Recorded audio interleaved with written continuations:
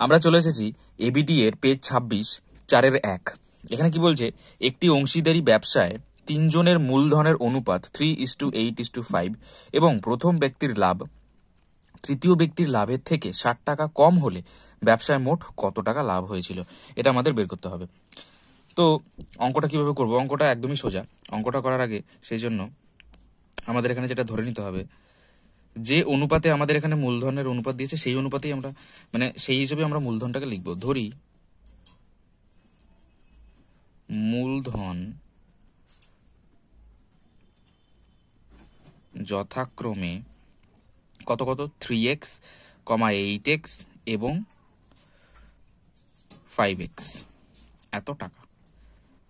তাহলে এত এত টাকা যদি তাদের মূলধন হয়ে থাকে এবং এইগুলোই তাদের লাভের পরিমাণ, এবার এইগুলো এটা প্রথম ব্যক্তির লাভ 3x, দ্বিতীয় ব্যক্তির 8x এবং তৃতীয় ব্যক্তির 5x। এবার বলছে প্রথম ব্যক্তির লাভ তৃতীয় ব্যক্তির লাভের থেকে 60 টাকা কম। এবার আমরা দেখতে পাচ্ছি যে হ্যাঁ সত্যি প্রথম ব্যক্তির 3x টাকা তৃতীয় ব্যক্তির 5x টাকার থেকে নিশ্চয়ই কিছু টাকা কম, বোঝাই যাচ্ছে। এবার সেইটার পরিমাণ কত? 60 টাকা। তাহলে এবার আমরা লিখবো অতএব প্রশ্নানুসারে লিখবো যে 5x কি বলেছে, প্রথম এটা তৃতীয় ব্যক্তির লাভ মাইনাস 3x সমান সমান কত টাকা বলেছে? 60 টাকা কম। তাহলে এইবার এই 60 টাকা কম হিসেবে আমরা লিখবো বা 2x সমান সমান 60 বা এখান থেকে x সমান সমান কত? 60/2 সমান সমান 30। তাহলে x এর মান আমরা কত পেলাম? 30। তাহলে x যদি 30 হয়ে থাকে, এবার আমাদের এখানে যেটা বলেছে যে ব্যবসায় মোট কত টাকা লাভ হয়েছিল। তাহলে ব্যবসায় মোট কত টাকা? প্রথম ব্যক্তির 3x টাকা, দ্বিতীয় ব্যক্তির 8x এবং তৃতীয় ব্যক্তির যদি 5x টাকা লাভ হয়ে থাকে, তাহলে অতএব মোট লাভ সমান সমান কত? 3x plus 8x plus 5x, তাই তো? এটাই মোট লাভ সমান সমান কত? 8 3 11 আর 5 16x। ঠিক আছে, তো 16x। এবার x এর ভ্যালু তো আমরা জানি না, কিন্তু এখানে যে বেরিয়ে গেছে x = 30, সেটাই বসিয়ে দেবো। মানে 16 × 30, 3 16 48 আর একটা শূন্য রইল, তাহলে 480 টাকা। এটাই হলো প্রথম প্রশ্নের অ্যান্সার। 4-এর 2 নম্বর প্রশ্নে চলে এসেছি। বার্ষিক 10% চক্রবৃদ্ধি সুদের হারে কত বছরে 4000 টাকার সমূল চক্রবৃদ্ধি 5324 টাকা হবে? তো এখানে কিভাবে করব অঙ্কটা? স্বাভাবিক ব্যাপার যে এখানে r সমান সমান 10% বলে দিয়েছে। তারপরে এখানে আমাদের মূলধন যেটা p সমান সমান কত?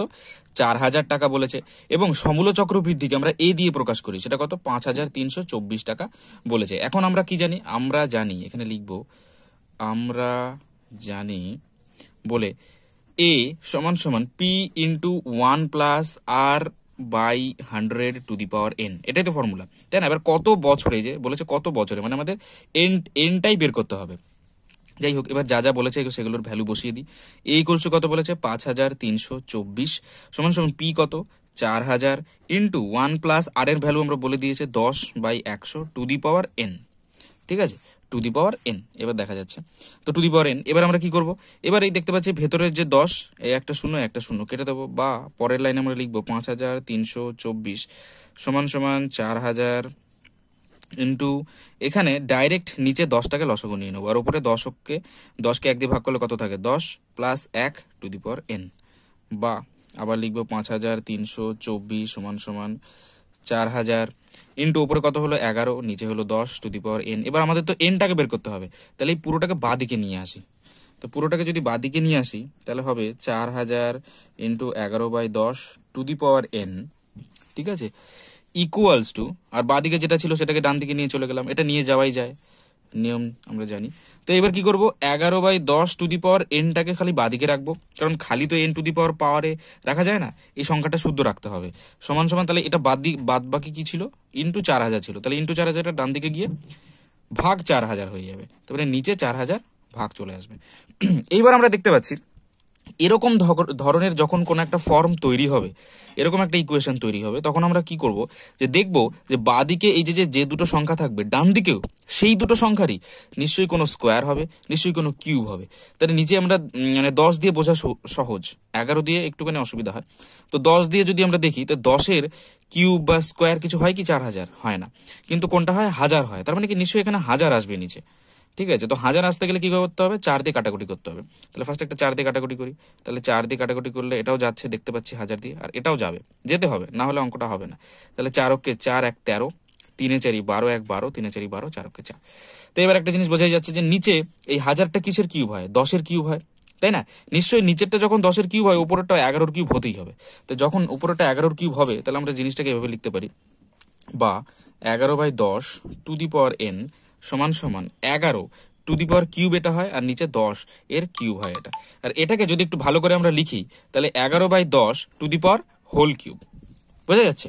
11/10 to the power whole cube. তাহলে আমরা এখানে পেলাম ultimately 11/10 to the power n সমান সমান 11/10 to the power 3 whole cube. তাহলে অতএব এখান থেকে কি বলা যেতে, মানে বলতে পারি আমরা n সমান সমান 3। তাহলে আমরা লিখতে পারি এখানে অতএব n সমান সমান 3। আর n কি?